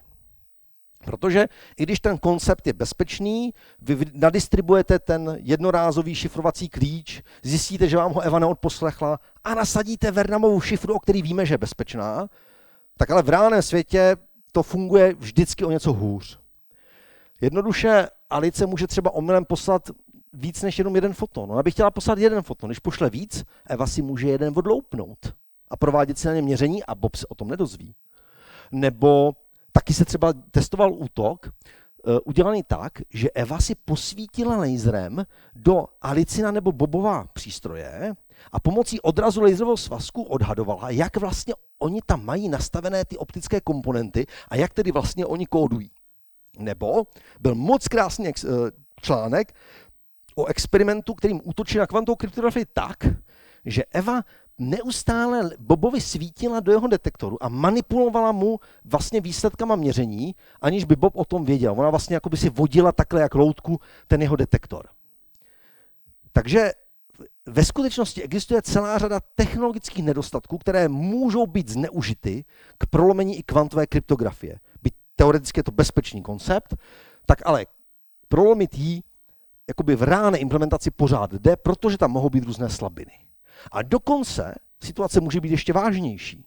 Když si půjdete koupit zítra za těch 250 000 €, vím, že tady pan už si to objednává přes e-shop, tak když si půjdete koupit ty zařízení a vy víte, že ta Eva je nenaprogramovala, co když to byla Eva, kdo ty zařízení ve skutečnosti naprogramoval, co když ona vám je vlastně prodává a má v nich nějaký ten backdoorek, co když ve skutečnosti Alice s Bobem negenerují náhodná čísla, co když generují nějaký pevně daný předem klíč, který Eva zná, protože to zařízení ve skutečnosti je cinklý. Co s tím teď? Jako v mnoha situacích, i tady vás zachrání kvantová fyzika. Jo, to je takové ponaučení z dneška. Kvantová fyzika vám dokáže vytrhnout trn z paty i v situacích, kdybyste to nečekali. A i v situaci, kdy ta Eva ve skutečnosti by to zařízení celé cinkla, měla by tam mraky backdoorů, tak kvantová fyzika nabízí spolehlivé řešení. Tomu řešení se říká kryptografický protokol E91. Já ho už nebudu diskutovat do takových detailů, jako ten protokol BB84, jak jsme si tady ten jsme fakt diskutovali do detailu. Ten protokol E91 totiž využívá jev, kterému se říká kvantová provázanost. My můžeme mít totiž dva fotony, které jsou spolu v kvantově provázaném stavu. A ten kvantově provázaný stav pro ně znamená, že výsledek na jednom i na druhém bude spolu perfektně synchronizovaný. My nevíme dopředu, jaký výsledek dostaneme, ale víme, že jestliže první foton bude horizontálně polarizovaný, druhý taky. Jestliže první změříme a zjistíme, že byl vertikálně polarizovaný, druhý bude taky. Vždycky se zesynchronizuje na libovolnou vzdálenost. Ty výsledky měření budou dokonale synchronní. Jak to využijeme? No, využijeme to jednoduše. Mezi Alici a Boba umístíme zdroj kvantově provázaných fotonů. Jeden foton pošleme k Alici, druhý foton k Bobovi. A Alice s Bobem si budou náhodně na těch fotonech provádět měření. Budou mít náhodné měřící báze, protože oni spolu nějak nekomunikují, budou náhodně vybírat měřící báze a občas se jim stane, že si vyberou správné stejné měřící báze. A v tu chvíli by měly ty výsledky taky se perfektně zesynchronizovat. A pokud zjistí při obětování klíče, že nemají perfektně synchronní výsledky i v situaci, kdyby měli mít, tak zase co? Zase Eva. Čili zase detekují přeslechy, ale tentokrát přeslechy v tom, co by měly být perfektně zesynchronizované výsledky. Jestliže se liší, je někde problém, je tam Eva. Všimněte si toho, že Eva nemá možnosti, které měla předtím k tomu útoku. Alice s Bobem nic neposílají. Alice ani Bob teda nemají šanci poslat omylem, no Alice nemá šanci poslat omylem 2 fotony, když prostě nic neposílá. Tenhle útok je zaražený. Můžete říct, že by jako Eva mohla nějakým způsobem jako ovlivnit to, co posílá. Ona může kontrolovat ten zdroj těch fotonových párů. No jo, ale Alice s Bobem si to měření stanoví až ve chvíli, kdy ty fotony už jsou na cestě. Takže Eva nemá šanci upravit to, co posílá, nějak to tam jako přiohnout podle toho, co Alice s Bobem měří. I kdyby dokázala nějak osondovat jejich měřící zařízení, tak si nepomůže, protože ty fotony už jsou na cestě. I kdyby je dokázala kontrolovat, ona už je nezmění. Oni už jsou těsně vlastně před Alicí a před Bobem. Takže Alice s Bobem ověří tu perfektní synchronicitu a dá se ukázat, že pokud by Eva zkoušela zmanipulovat ten zdroj fotonových párů na jakýkoliv, tak by tím tu synchronicitu narušila. Tu dokonalou synchronizaci mezi těmi výsledkami by narušila a Alice s Bobem by tohle odhalili. Tady tahle kryptografická metoda se nazývá metoda nezávislá na zařízení, protože vy nemusíte vůbec věřit té krabičce. Zatímco v klasické kryptografii vy doufáte, že ten počítač, mobil, cokoliv, co máte v ruce, nemá ten backdoor, není cinklé. v kvantovém světě máme řešení, ať jsou klidně ty krabičky cinklí. Jediný, čemu potřebujete věřit, je papír, tužka a tomu, že prostě si píšete sami výsledky, co ta krabička oznámila. A potom to porovnáte Alice s Bobem a testujete, jestli tam je udržená ta synchronicita. Ta synchronizace mezi těma výsledkama měření.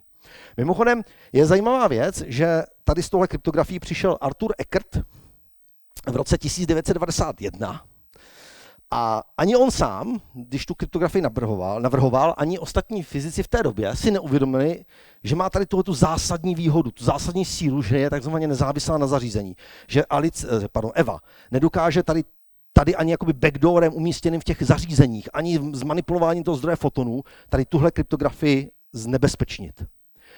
A všimli si toho fyzici až mnoho let později. Arthur Eckert v tom roce 1991 to předložil jenom jako, řekněme, alternativní protokol vůči tomu protokolu BB84. A až se zpožděním po roce 2000 si všimli fyzici, že má tady tuhle zásadní výhodu. A sám Arthur Eckert to údajně měl komentovat, no, že holt někdy ta myšlenka bývá inteligentnější než její původce. Tak, no a už úplný závěr. Klasická kryptografie samozřejmě, tady Isaac Newton, samozřejmě vrací úder. Klasická kryptografie nechce být upozaděna. Klasická kryptografie se snaží nebýt nahrazena tou kvantovou kryptografií a přichází s něčím, čemu se říká postkvantová kryptografie. A to tady zmiňuji úplně jenom na okraj, a to proto, abyste prosím věděli, že postkvantová kryptografie nemá s kvantovou fyzikou téměř nic společného.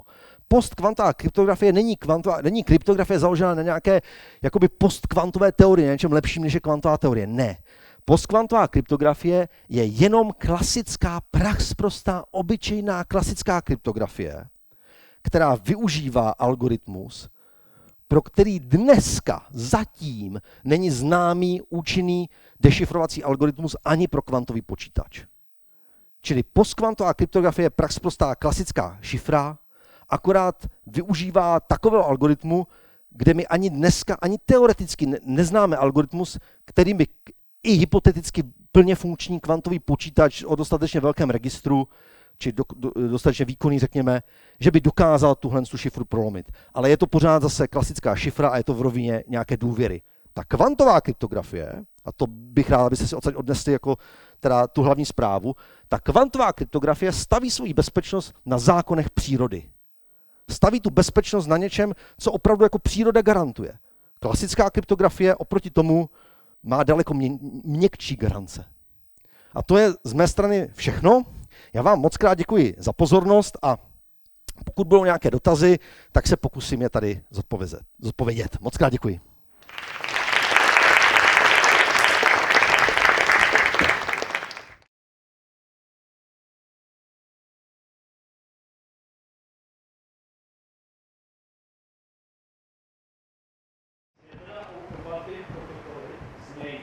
Ano.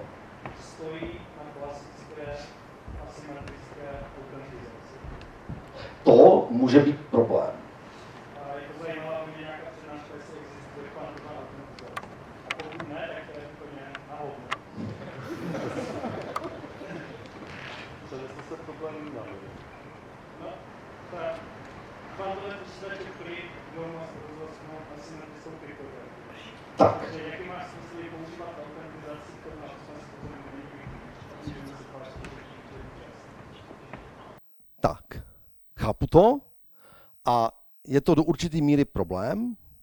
Samozřejmě jedním jakoby z takových možných řešení by bylo, že by Alice s Bobem na začátku měli spolu už předem sdílený nějaký náhodný klíč, pomocí kterého by se autentizovali jeden vůči druhému a který by regenerovali vždycky v rámci vlastně jakoby toho běhu té kvantové kryptografie.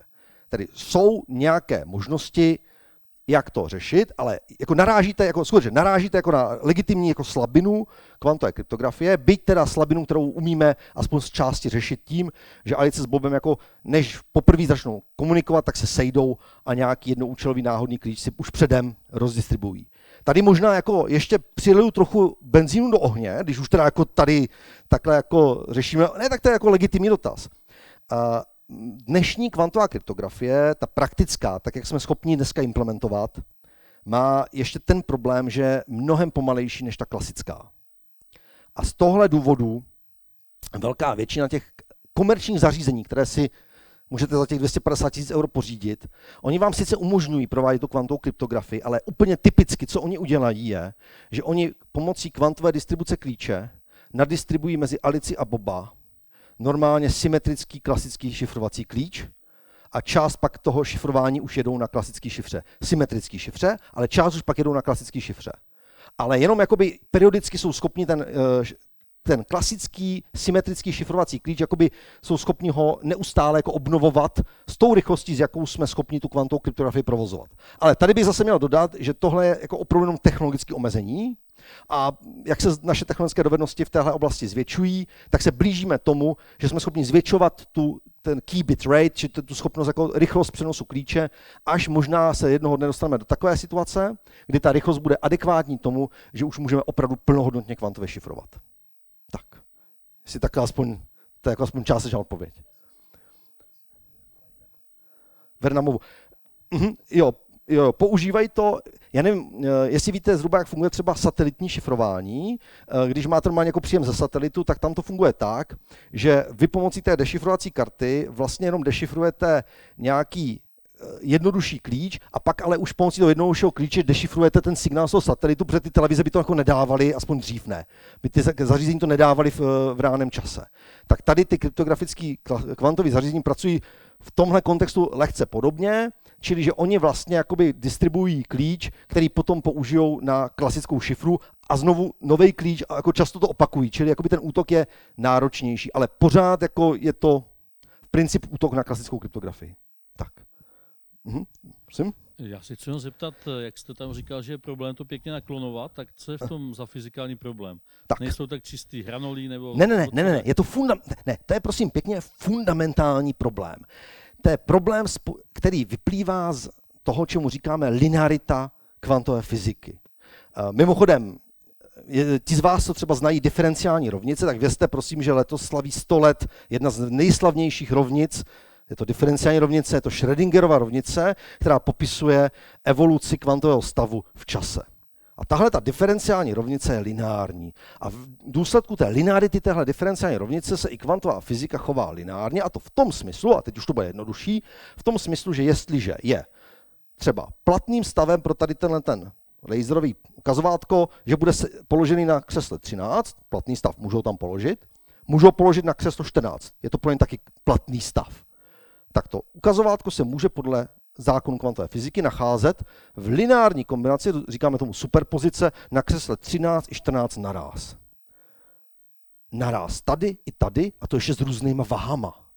Tomu se říká takzvaná superpozice. Je to důsledek toho, že ta Schrödingerova rovnice je lineární a zároveň tahle samotná linearita, kdyby měl tušku a papír, já vám to moc rád odvodím, ale tady asi úplně, možná po přednášce klidně, je to opravdu jako důkaz na 2 řádky. A ta linearita stojí zároveň jako hlavní překážka, a je to fundamentální překážka. My věříme tomu, že ta linearita je jako axiomem kvantové fyziky, že to je opravdu jako fundamentální princip, na kterém ona stojí. A ta linearita zároveň znemožňuje to, abychom neznámý kvantový stav dokonale duplikovali. Čili není to naše technologická slabina, jako že nemáme dost dobrý komponenty v laboratoři. Ne, existuje práh.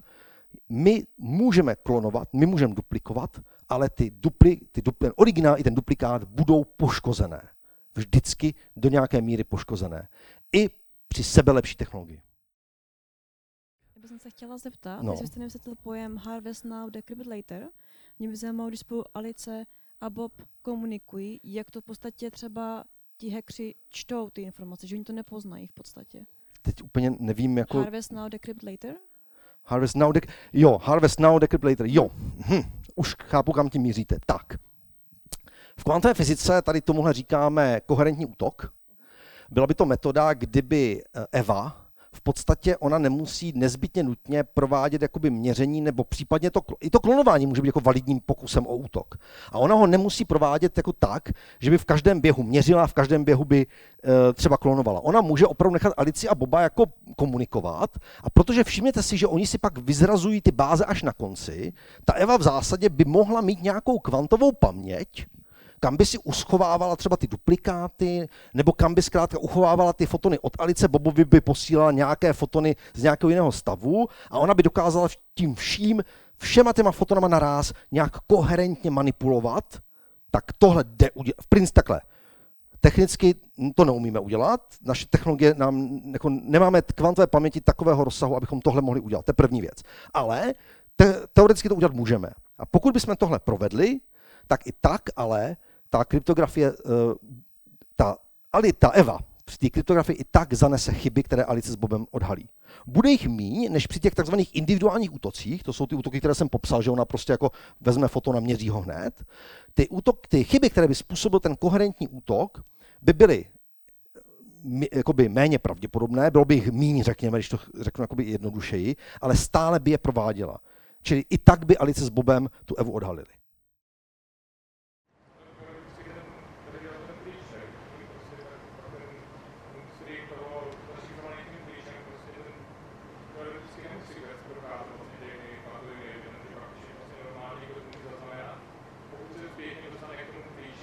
No samozřejmě, takhle. Bez zesporu, pokud se kdykoliv, ve skutečnosti největší slabinou kvantové kryptografie není ani ten protokol jako takový, ale Alice s Bobem samotní. Protože zkrátka jako někdo je může podplatit a oni vyzradí klíč. Ne, jako skutečně, největší slabinou jsou ty komunikující strany. Takže ano, pokud by Alice nebo Bob kdykoliv vyzradili klíč, ta zpráva je dešifrovaná. Konec, to je prostě jasně, okamžitě. Je to symetrická šifra, když Alice nebo Bob prostě vyzradí klíč, nebo jim ho někdo odnese z kanceláře, konec. To jako jednoznačně jo. Jo, přesně tak. Mimochodem ve všech těch, řekněme, analýzách kryptoanalytických tady té kvantové kryptografie se předpokládá tiše, že Alice i Bob jsou jako v místnostech, kde není možné jako naven, kromě té linky samotné a kromě té oprávněné telefonní konverzace, neexistuje signalizace kamkoliv jinam. Čili, že zkrátka tam není, já nevím, nemá Alice za sebou kameru, která by natáčela, co vidí na počítači a posílala to někam Evě. Jo, takže vždycky předpokládáme, že od té Alice ani od toho Boba žádná informace neuniká. Pokud by unikala, všechno je zrušený. Já bych se chtěl zeptat, co brání tomu, aby se pro tu autentizaci Boba a se nepoužila ta kvantová provázanost těch fotonů. Kdyby každý měl Tak, to je dobrý dotaz. A je to dotaz, který má ale ve skutečnosti daleko hlubší fundamentální význam. A to je to, proč vlastně nemůžeme použít kvantovou provázanost k posílání zprávy jako takový. To by bylo úplně zlatý. Já chápu, kam směřujete, že to by přece bylo super, ne? Tak já nevím, tak nasdílíme si tady kvantové provázané fotony, jo, já si ty svoje v kufříku odvezu do Olomouce, vy zůstanete v Brně, no a tak já prostě budu měřit na tom svým fotonu a ten váš protější foton, ten váš foton prostě najednou se vám změní do správného stavu, vy si ho akorát změříte a dobrý. No tak pozor, bohužel. Kdyby tohle šlo, tak máme fakt velký problém, protože by to mohlo porušit kauzalitu a mohlo by se stát, že někteří pozorovatelé by viděli v opačném pořadí příčinu a následek. Byl by to strašný průšvih pro fyziku a naštěstí to nejde. A proč to nejde? Ta odpověď je skutečně velmi jednoduchá. Nejde to proto, že já nejsem schopen tomu kvantově provázanému stavu vmanipulovat konkrétní výsledek. Já do něj nemůžu kódovat. Já, když ho budu měřit, tak budu dostávat třeba 50/50 horizontální a vertikálně položený výsledek. Vy dostanete stejný, úplně stejný, to já vím, že máte stejný, ale je mě to k ničemu, já nejsem schopen tam vmanipulovat, dopadni horizontální, udělej horizontální, ne, já ho nejsem schopen donutit. 50/50, takže já tím ve skutečnosti nemůžu vám signalizovat. A tím, že vám pomocí kvantové provázanosti nemůžu signalizovat, tím nemůžeme tu kvantovou provázanost ani použít teda k tomu, abychom si spolu popovídali, ale naštěstí ji teda nemůžeme použít ani k superluminárnímu šíření informace. Se mohli, ne? Prosím? Se vzájemně mohli. Protože když budeme na té telefonní lince, tak si říkáme ty stejné stavy. No problém je, že my si musíme ověřit na té lince, tam je ten problém, že jo? My na té lince musíme vidět, že mluvíme jeden s druhým, že třeba já nejsem Eva. Jo, to vidět, že nejsem, ale po telefonu zvednu hlásek a nepoznáte. Jo, čili ne, to bychom se točili v kruhu. Jo? Ale jako dotaz je to velmi dobrý, protože často se třeba setkávám i od studentů s dotazem, proč teda do té kvantové provázanosti nemůžeme zapsat informaci a takhle si ji posílat, tak prosím vězte, že to nejde z toho důvodu, že zkrátka já nejsem schopen vnutit konkrétní. Jo, když si budeme chtít signalizovat, tak já budu mít 2 praporky a já teď se rozhodnu zvednout červený, potom zelený. Je to moje volba. Ale u té kvantové provázanosti já zkrátka nejsem schopen tomu fotonu vnutit a teď chci, abys dopadl jako horizontálně polarizovaný. Snaž se, to nejde prostě. Takže já vám vlastně nemůžu nic poslat. Tak, no.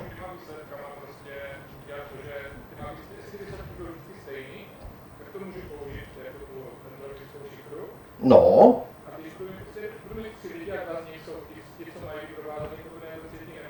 Ano.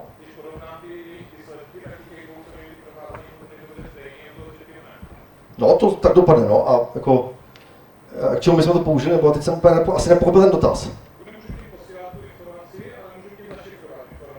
Můžu tím nasdílet klíč, náhodný. Já tím nemůžu poslat tu informaci. Ano. Jo, takže já nemůžu poslat informaci pomocí toho, že bychom si nasdíleli kvantově provázaný stav a potom bych vám jako poslal informaci tím, že bych na ně měřil, ale...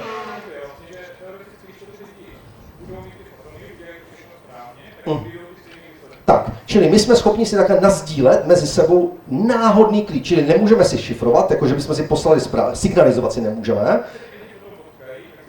Jo, přesně tak, jo. Čili já, když ten experiment na tom fotonu provedu v Olomouci, vy tady v Brně, já dostanu náhodný výsledek, na druhém fotonu zase náhodný, takže já budu mít také seznam náhodných výsledků a až se prostě sejdeme někde tamhle na rohlence, jako na dálnici, na půl cesty, nebo já nevím, zhruba, podíváme se na to, tak zjistíme, že my máme stejné výsledky.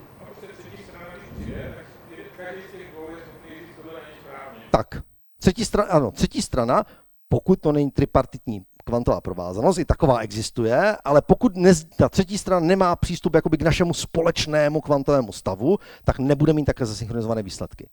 Jo, můžeme mít kvantový stav, který budeme sdílet třeba klidně všichni a budeme mít všichni synchronizované výsledky, takovému kvantovému stavu se říká tzv. GHZ stav, to je teďka celkem jedno, to jde, ale jakoby ten neoprávněný účastník ne.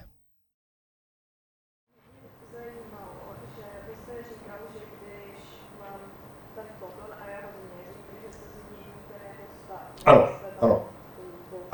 Tak, ano. Nezruší se tímto kvantové provázání, když já změřím. Aha, ano, zruší, ale ten druhý se zesynchronizuje.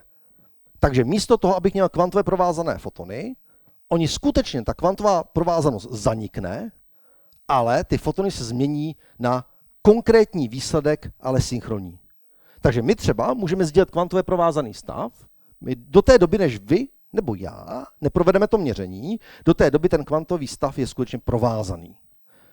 Já vyberu nějakou měřící bázi, dostanu nějaký výsledek a ten váš foton se tomu výsledku přizpůsobí. Ale už nejsou kvantově provázaný, v tom okamžiku už jsou jenom klasicky korelované výsledky.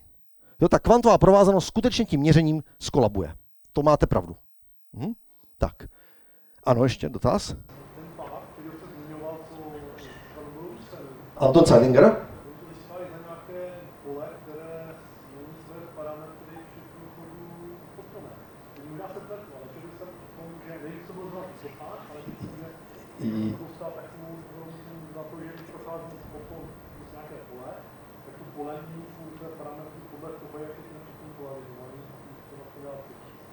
Tak, takhle. První věc. To, co ten jev, který popisujete, tomu se říká Kerrova nelinearita, existuje, nejde ho zneužít k odposlegu kvantové kryptografie a nepřišel s ním Anton Zeilinger. Anton Zeilinger získal Nobelovu cenu za ty experimenty, teď já teda úplně nemám v hlavě přesně jakoby to zdůvodnit Nobelovy ceny, ale on prováděl celou řadu klíčových experimentů v oblasti kvantové komunikace, ať už to byly ty kvantové kryptografické experimenty na těch Kanárských ostrovech, nebo i v té Vídni, ta kryptografie, ale on mimochodem stál za první kvantovou teleportací třeba. V roce 1997 v Innsbrucku on byl šéfem té skupiny, která udělala třeba právě mimo jiné první kvantovou teleportaci. Jo, takže on prováděl celou řadu takových, jako řekněme, fundamentálních kvantově komunikačních pionýrských experimentů a i teda samozřejmě k tomu ten jeho tým přicházel s teoretickými poznatky, teoretickými objevy a to je teda v kostce ten důvod, za který dostal tu Nobelovu cenu.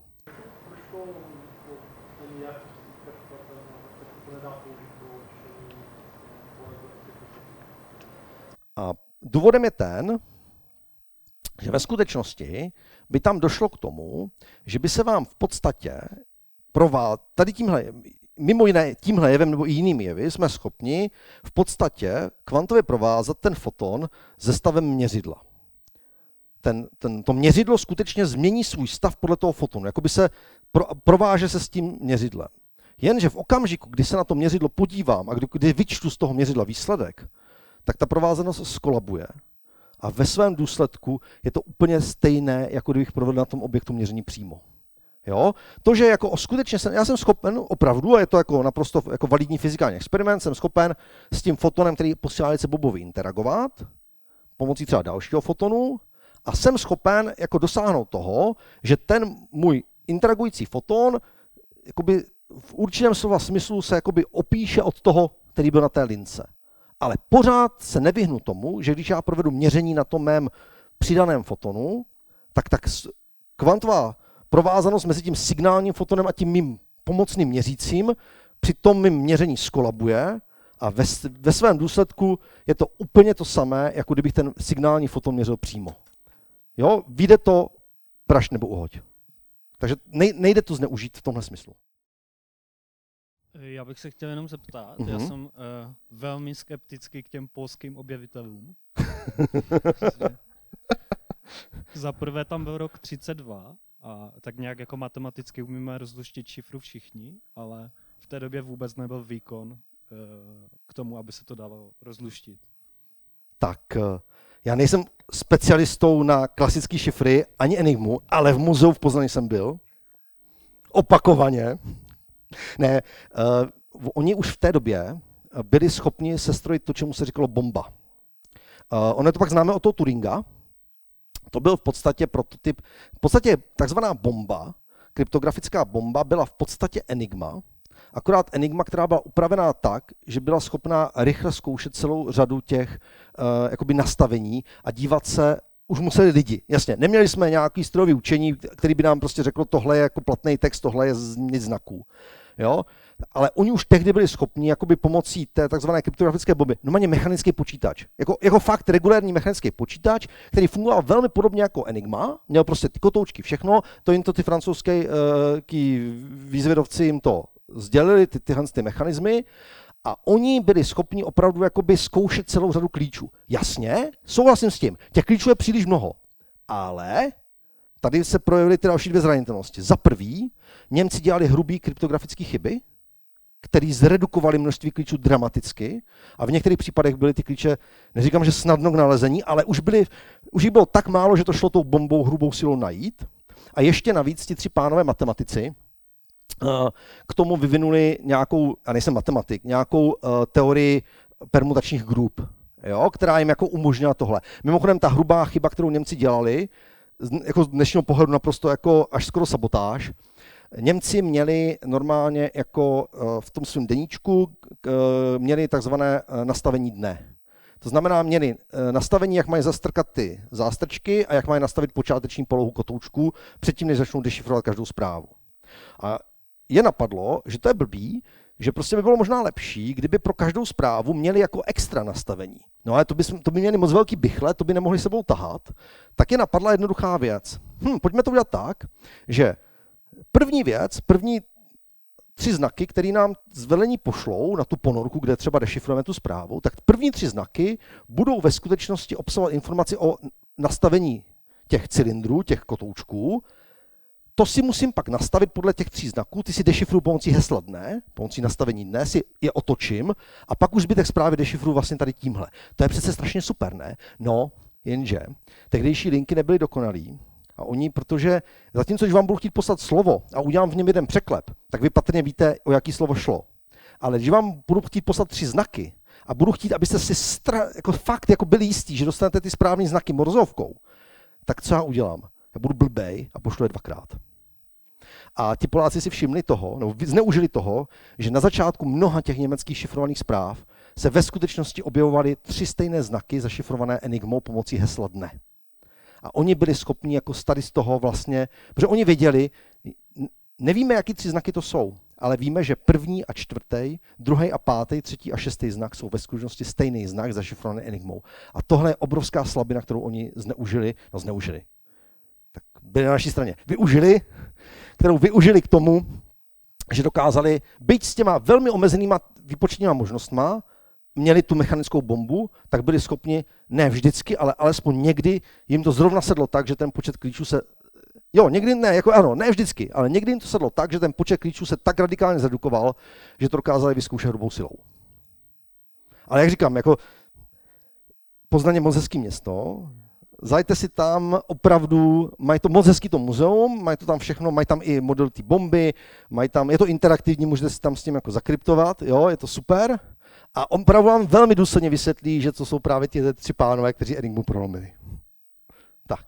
Posledních 5 minut, pokud chcete využít na dotaz. Tak. Já vám každopádně ještě jednou moc děkuji za pozornost, děkuji i za diskuzi bohatou, která následovala. Pokud by tady ještě byl nějaký dotaz, tak ho rád odpovím. Když jsou ty současné metody kryptografické, tak se chci zeptat, jestli nejsou zranitelný nějakým kvantovým počítačem, který, co jsem tak slyšel, tak místo toho, aby zkoušel kdyby jednu variantu zvlášť, třeba hledání toho prvočísla a toho rozkladu, tak jak kdyby je schopný hledat těch víc variant, jak kdyby současně, tak jenom jestli byste mě k tomu řekl, Jo. Ano, je takhle. Je to pravda? Je to takhle. Situace následující. Situace následující.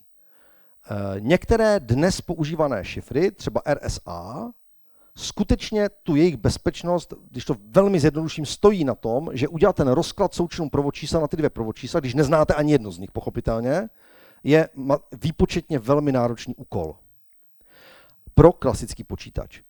Pro kvantový počítač známe algoritmus, jmenuje se Shorův algoritmus, a tenhle algoritmus pro kvantový počítač využívá to, že kvantový počítač pracuje s něčím, čemu se říká paralelismus, čili on dokáže zapsat obrovské množství klasické informace do nějakého konečného množství kvantových bitů, do kvantových stavů.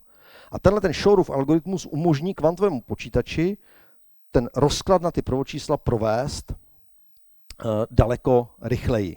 Pořád je to náročné, ale už to není nemožně náročné. Není to prostě neškáluje se to tak brutálně, aby to bylo nestihnutelné.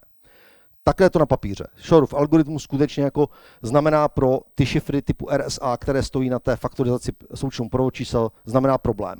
Ale v reálu my zatím nemáme k dispozici univerzální kvantový počítač. Univerzální znamená, že ho můžeme naprogramovat právě třeba na ten Shorův algoritmus, který by dokázal pracovat s dostatečně velkým registrem kvantových bitů, aby dokázal ohrozit dnes používané běžné šifry o jejich běžně dneska používané délce.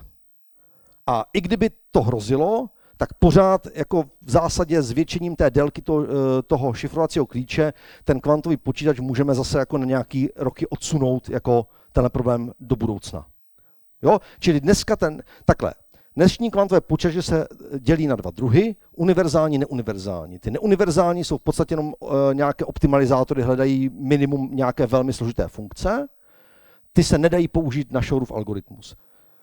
A ty univerzální, které by v principu šlo naprogramovat, to je třeba případ toho, co je v Ostravě, nebo obecně tady IBM-Q, Google Sycamore, tady tyhle ty procesory, jsou takzvaně univerzální, nebo aspoň pseudouniverzální, ale nemají k dispozici tak dlouhý vstupní registr, neumí pracovat s tolika kvantovými bity naraz, aby ohrozili dnešní digitální kryptografii, jakože by dneska už to ohrozili. Ale přesto všechno, prosím vězte, že my nevíme, jestli ho někdo náhodou třeba nemá, co my víme. My zkrátka jenom věříme tomu, že to, tak je to otázka důvěry. My věříme tomu, že ho zkrátka nikdo nemá, takhle dobře fungující univerzální kvantový počítač. To je ten rozdíl mezi klasickou kryptografií a kvantovou. Ta klasická stojí na tom, že my věříme, že ten útočník ty nástroje nemá, respektive, že by mu to trvalo tak dlouho, že už ta zpráva zastará. Ta kvantová kryptografie tu bezpečnost opírá o přírodní zákony. To je ta její významná síla. Ale ne, dnešní kryptografie není ohrožena dnešními kvantovými počítači. Co bude za rok? Těžko říct.